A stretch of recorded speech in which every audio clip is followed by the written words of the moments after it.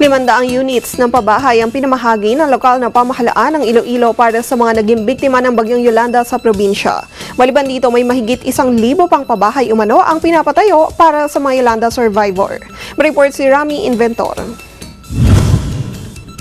Pinamahagi na sa mga pamilyang nabiktima ng Super Typhoon Yolanda ang partial na 500 units na pabahay sa Pili Resettlement Area sa pamamagitan ng turnover ceremony na pinangunahan ni na Honorable Governor Arturo Defensor at Mayor Juancho Alvarez kasama si Ms. Jessica Marie Acay Robredo, panganay na anak ni Congresswoman Lini Robredo na sa kasalukuyan tumatakbo bilang Vice Presidente ng Pilipinas.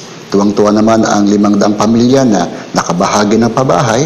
Laki ang pasasalamat nila dahil nagkaroon sila ng maayos at magandang pabahay na mula sa gobyerno. Samantala, pahayag pa ni Mayor Juancho Alvarez, mahigit pa 1,500 na units ang itatayo sa Pili Resettlement Site para doon sa mga nalabing biktima ng Super Typhoon Yolanda.